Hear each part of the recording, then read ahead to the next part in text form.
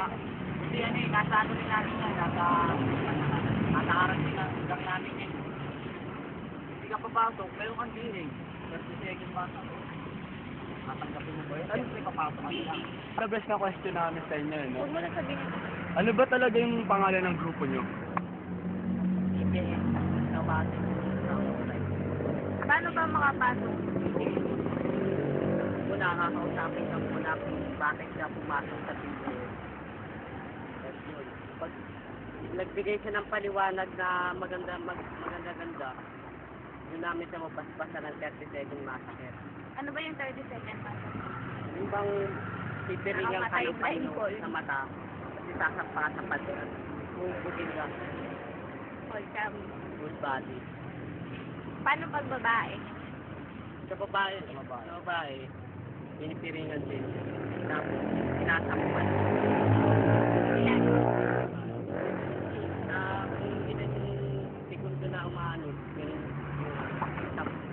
pang-anta na sampan. Anong segundo?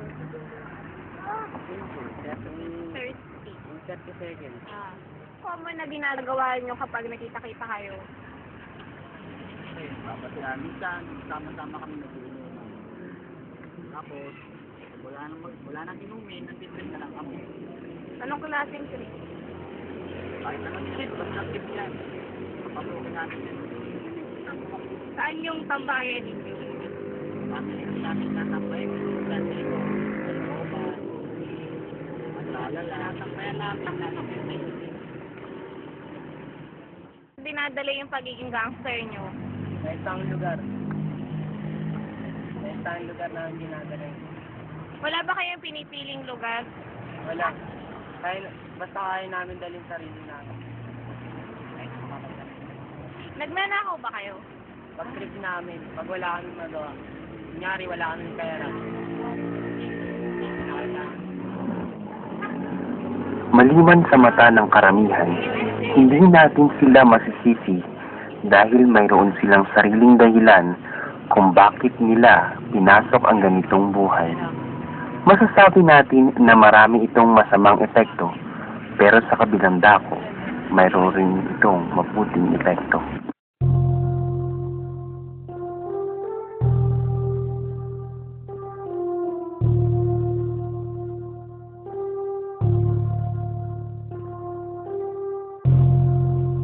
Buhay ng gangsta, buhay ng gangsta.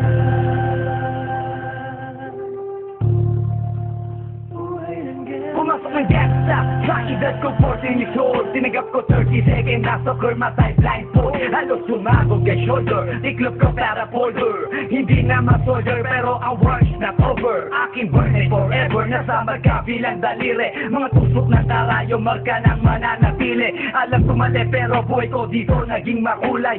Bala ang alay para sa aming mga kaaway. Ang mawali sa minamahal, ako'y nakahanda na. May tempo ang kalaban ng edad, ihihito na. Pero teka muna, ito ba'y katotohanan? Mabigat na katanungan, ano bang pinaglalaban? Na dahil ba sa ganga buhay mo'y sa sakripisyo? Kahit alam mo, ngahantong nga kulungan ng nicho. Ang peligro at bata sa buhay namin ay likap. Bawat luwang papasak, bala ang katumbas. Gusto mo ba ang sinabi?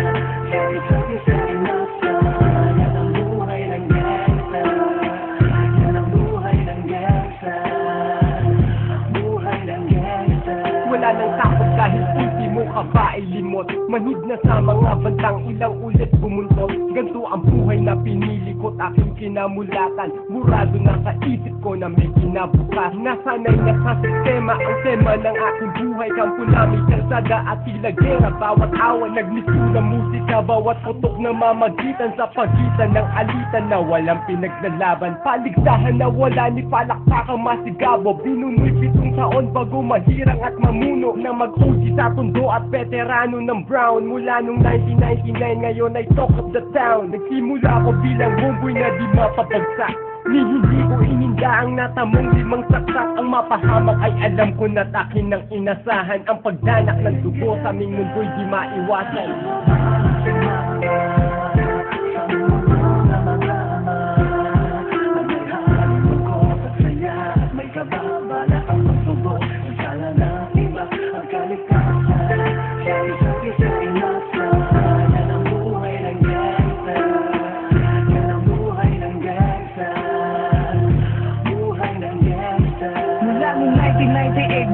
dito na ginugol 12 anyos ang laro sa mga lesbo magpahabol. Naging kakaiba ang pananaw sa kaidaran. Pinangarap na lahat ng gang ay mapang-ibabawan. Habang di na alintana ang mga taon lumipas, tumandang walang tinapos, tila nagsayang ng oras. May mga tropang nangulungan at ibang di na lumutang. May mga nagbuwis ng buhay at naging bayad utang. Ngunit tinuloy ko pa rin ang laban hanggang makilala ang pangalang OG Sacred para mayor ng Manila. Hinawakan ng Corcuera, permanente tubo, tunay na ninong ng Velasquez at Rojas sa tundo, na ipagsabayan sa mga hamon, humantong man sa patayan at walang tigil na putukan ng gante pag nalagasan. Ngunit isang katanungan ang naglalaro sa isip ko, ito ba ang buhay na dapat manahin ng panganay ko?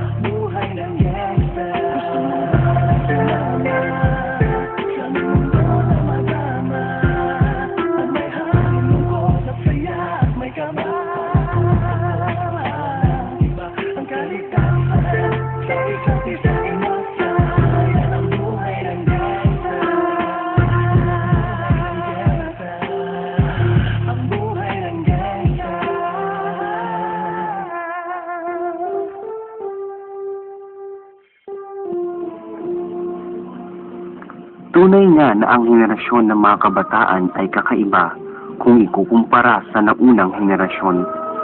Dito natunghayan natin ang pagiging mapusok o agresibo ng mga kabataan na gawin ang mga bagay na tingin nila ay tama